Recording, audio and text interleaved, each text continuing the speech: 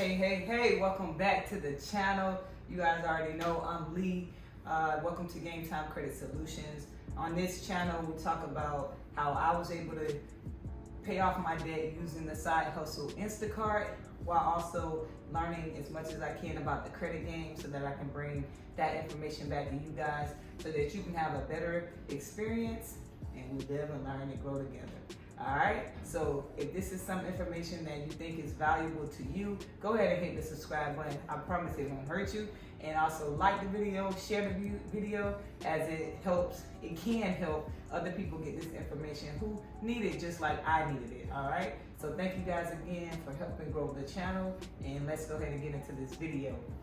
All right, today's topic is gonna be about what is credit, how to build a strong profile, because I know a lot of times we look at the score and we think that, oh, because I have a 700 score, you have a good profile, but you can still have a 700 credit score and get denied, all right? And some of the reasons why is because you're not hitting certain data points to build a stronger profile so that you can get approved, all right? So if you're trying to get approved for different credit cards, you need to show these lenders, these underwriters, that you have had a credit card before, all right? And that's why you get the secure credit cards, which is where you can put up the money or collateral for that particular credit card, and it can be between $200, $500. I've seen people put $1,000 on the credit card just so that once they graduate from that secure card, they're able to get a higher limit because they've already shown that they can be responsible with the money that, you know, obviously they put up,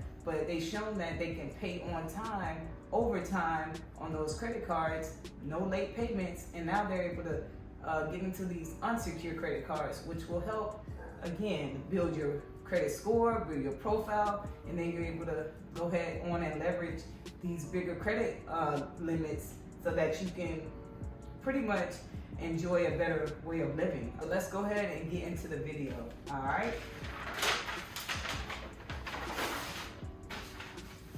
All right, like I already mentioned before, we're gonna talk about what is credit. So credit is your adult report card, all right? So once you turn 18 and you start, you know, getting cell phones, you're starting to get your first credit card, maybe you got your first car, and all of those things are reporting to your credit, all right? So when they report to your credit, they're gonna show whether you're credit worthy or you are pretty much a liability to these companies, all right? And when you're a liability, that means you're not really paying, you're not credit worthy, you're not paying your accounts on time, you're getting consistent late payments, so 30, 60, 90 late payments, eventually getting just belling on the plug, all right? Ran off on the plug twice.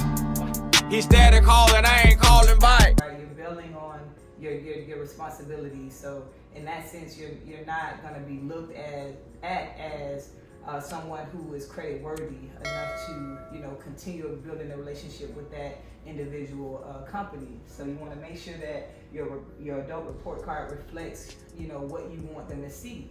And that's one of the keys. Like, you're able to manipulate this game of credit. And once you learn the plays and you've done your research, you're able to manipulate it to your benefit so that you're able to, you know, play the game the way you want to play it.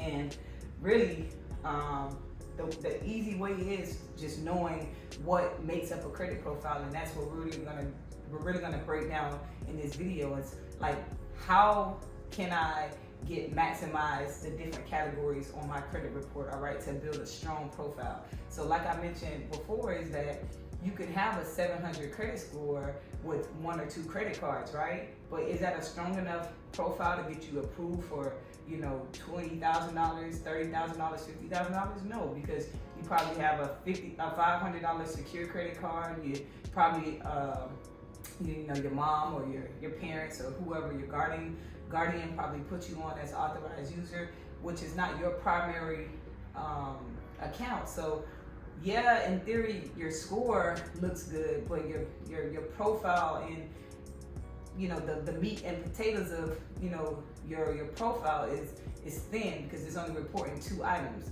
all right? But the more you put on your credit card, you know, you beef it up, you get it stronger, you're in the weight room, you're lifting weights, the more you're gonna see that growth, right? You're gonna be able to, you can tell this person has worked out, you can tell you've worked on your profile because you have, you know, a variety of credit, all right, on your report card, all right? So if you're only taking one class and you got an A, okay, yeah, you got an A, but how much weight does that really hold versus you taking, you know, 10 classes and all of those classes have A's and B's, all right? Your profile is gonna be, a lot just stronger in a sense, all right? So also, what is credit is the ability to pay on time, overtime. Now, on time is extremely important, all right? Because that is 35% of your score, payment history, all right? So you wanna make sure that you're paying on these accounts on time.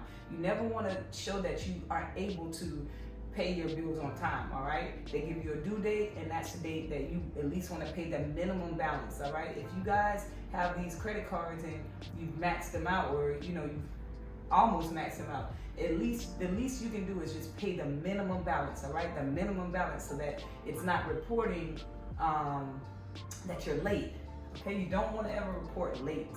That is 35% of your score, and I'm gonna break that down later in this video. All right, so types of accounts. You have two types of accounts, all right? You have revolving accounts and installment accounts, okay? Revolving accounts are gonna be those accounts like credit cards, lines of credit, equity lines of credits. Those are accounts that basically they extend you the amount, whatever that amount is. Let's use, for instance, $1,000. You get a $1,000 credit card, right? If you use 900 of that, you've used 90% of that card's utilization, all right? So you're at 90% utilization, but by the due date, if you pay that $900 back, you now have that $1,000 to spend again for the next month, okay?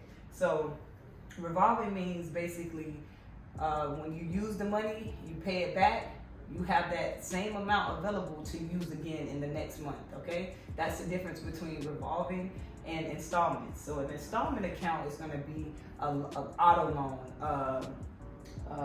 a mortgage, things where they extend you that money, and once you pay it back, you no longer have access to it. Or the like a mortgage, the house is now yours because you paid it off. You have that, all right? So it's a loan, it's not revolving. You don't get it, like once you pay it off, you don't get it back, okay?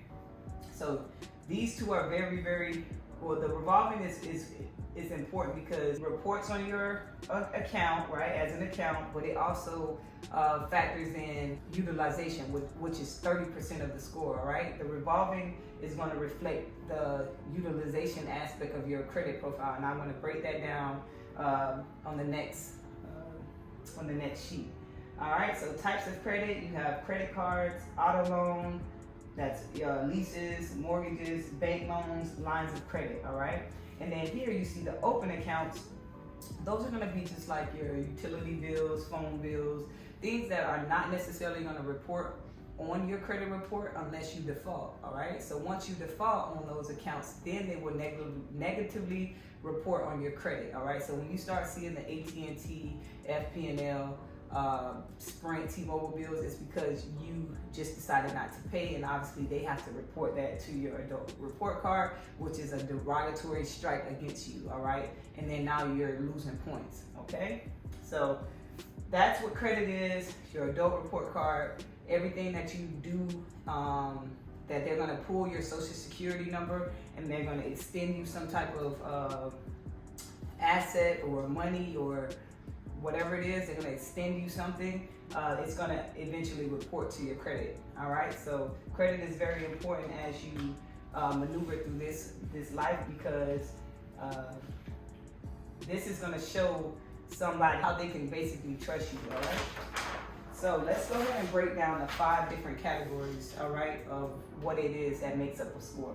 And we're gonna basically be talking about the FICO score. I know a lot of us have Credit Karma, and all these third-party apps that we look at to see what our score is, but there are 2 types of scoring models. There's the FICO, which is what your lenders are going to be using to pull your scores, and then there's the Vantage, which is the Credit Karma, Credit Sesame. Those are where your Vantage score is going to be pulled from, which is not going to be as accurate as the FICO score. So we're going to always talk about FICO scores here because that's the most important score, right?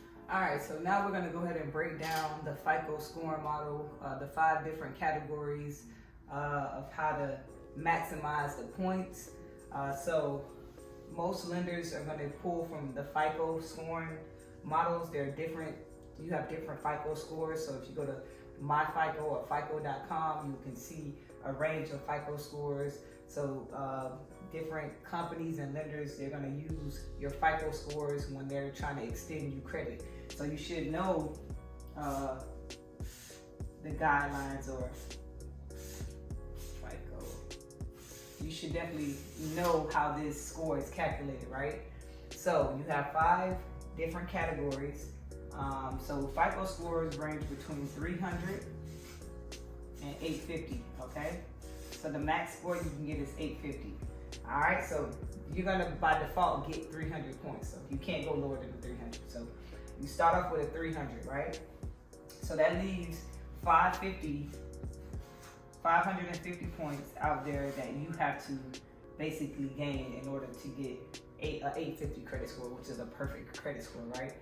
All right, so it's broken down into 5 different categories. So I'm gonna go ahead and break this down for you guys in a chart.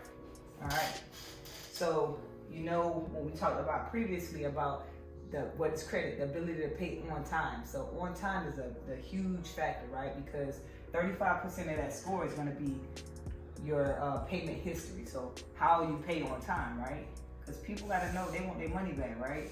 So it's the largest, piece of the pie because it's the most important. It's like a vital part of your credit score. So you got your payment history. Sorry, we got the payment. All right, so 35% of your score is payment history. And if you wanted to see how many points you get in that particular category, what you're gonna do is you're gonna multiply 35%, so you put it in 35%, so you're gonna move the decimal over 2 times 550, and that's gonna get you 192.5 points. All right, so this area, the max amount of points you can get in that area is 192.5 points, right? So again, you wanna make sure you're at 100% payment history. That's how you get the max amount of points. Then we go over to our second largest portion, which is gonna be your utilization, all right? So this is gonna be pertaining to your credit cards and your lines of credit, right? How much of a balance you have reporting to the credit bureau. So if, for instance, you have a $1,000 credit card, right? And you use 900 of that, which is totally fine. You use 900, but you want to pay down that 900 before they report to the bureau. So when they report your balance, it's either you want to, so let's go back. So it's 30%. This part is 30% and it's utilization.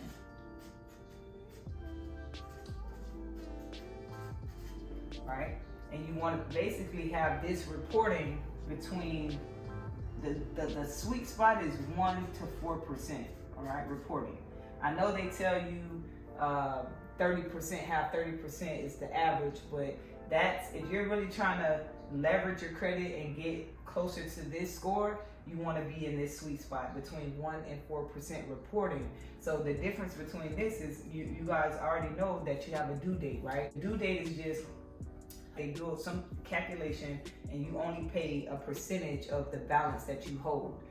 But you have the closing date, which is a different date. That's going to be the cycle in which they're going to report to the credit bureaus, all right? And then on that date, you want to make sure your balance is reporting between that 1 and 4% to the credit bureaus to get the max amount of points. So again, to know how many points we have in this category, we're gonna do 0.30 times 550, and that's gonna get us 165 points here and for this category. So you get 165 points for this category, 192.5% in this category. All right, so hopefully we're on the same page here. Hopefully I was able to explain that and break that down to you. So we're gonna go ahead and move on to the next percentage, which is gonna be 15%. And I know these pieces all look the same, but you guys understand. 15% is gonna be your age, all right? So it's the average age too. So depending on when you got your first and last or latest credit card, they're gonna average that out and they're gonna give you a time frame of which you had your credit. So this is important. So you don't wanna go out there just running to get credit, because again, it's over time, right? So your age should match or be closer to your age. So if you're 18, they know you just probably started establishing credit, so you'll have a couple months under your belt. But if you're 30, you wanna reflect from 18 to 30, what have you done? How is your age calculated? So if you're hanging on 3 years, it kind of looks like you're just starting your credit journey. So you want to make sure your age is growing as you grow. All right. So age. So you'll do 15% times 550, and that's gonna get you 82.5 points in this category. All right. So that's how many points you can get with just age. All right, and age is something that you really can't control. You just gotta, let those accounts sit. Do not close any old accounts, because that's gonna play into this category. So if you had your first credit card back when you were 18, don't close those accounts. Any of the old accounts, you want to keep those open, because once you close those accounts, it's not going to factor in that time that you put into that card. All right, so it's going to go, your age will be recalculated from whatever current accounts you have. The next two categories are both 10%. All right, and this is going to be mixed credit, and this is going to be new credit. So how many accounts you're applying for. So mixed credit, remember, is diversifying. I told you guys earlier the type of credit. So you'll have revolving and installment. So having a mix, having credit cards, having personal lines of credit, having auto loan, having a mortgage. Those are going to be the mix of credit. So it's only 10%. So you do 10% times 550. These are going to be 55 points each. Okay. So these are the smaller little points you can rack up in this category to get you 110 points easily right here. So this is 55 points as well. So hopefully I was able to break down, and then when you tally all of those 5 points, that's how you get that 550. All right. Now that you understand and know how each category is played into creating your FICO score. So I hope this helped.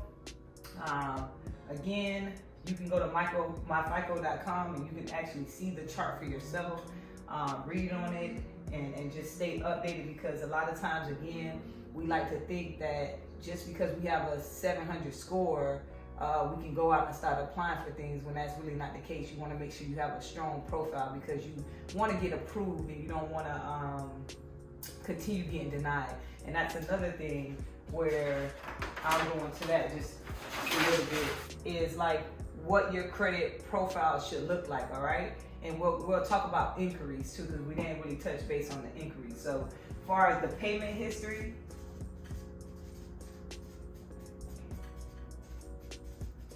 you want that to be 100%. All right, you never want to be late. No lates.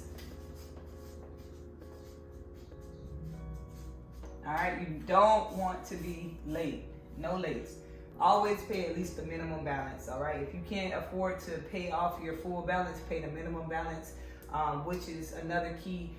When you're using these credit cards, you want to make sure that you have enough in your checking account to cover the cost. You never want to just use the credit cards just to use them, because that's poor habits, poor spending habits, and you can get in a lot of trouble like that, because your utilization will skyrocket. And again, that's 35% of your score, and you're playing with a lot of points there. So just make sure you use your credit cards like a debit. So whatever you have in your checking account, you want to be able to use that on your credit card, okay? So 100%. So your credit card utilization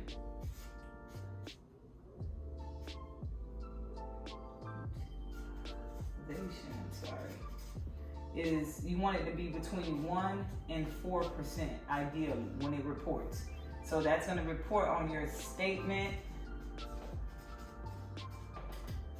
closing date, and that's when they report to the bureau. So you want to go ahead and look at your statements, find the closing date, and that date, when you, whatever date you see, it's going to be the closing date, the 30-day billing cycle date. That second date is when they report to the credit bureaus whatever balance that you're holding on your credit card. So utilization is revolving.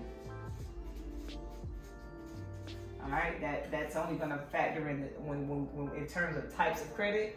Utilization is on your revolving credit. Okay, so derogatory remark.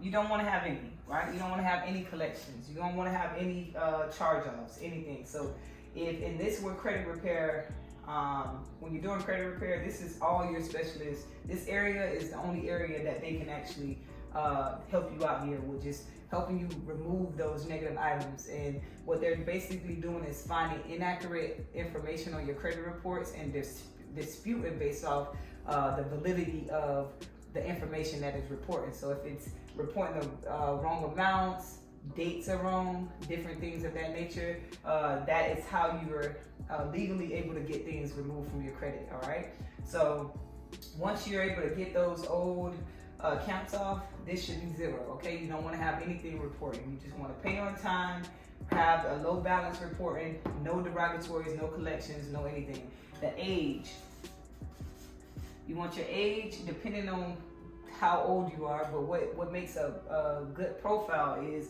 between 5 and 7 years. All right,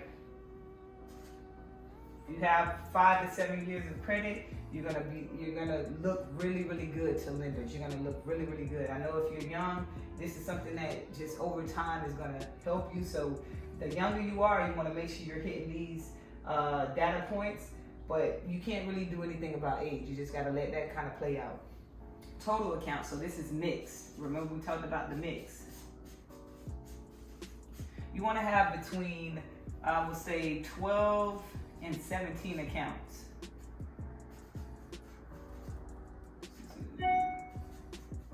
All right, you want to have between 12 and 17 accounts, because remember, you want to have you want to be diversified in this area. You want to show that you have a car loan, you know how to manage different credit cards, different due dates, because all of that just makes you look more credit worthy. Like if I had one account and you come and you ask me for $50,000, I'm not really going to be as willing to give you that money. But if I see you're managing $5,000 on one credit card, $10,000 on another one, $3,000 on another one, you're managing a lot, I feel like on your report card, now I'm able to lend to you because you're showing me that you can manage 12 to 17 accounts. So it only makes sense. Let's just think logically here. All right, it makes sense to have more accounts, and you're hitting all these data points that's going to help you look way better. Okay, and then hard inquiries. Inquiries are just you looking or shopping for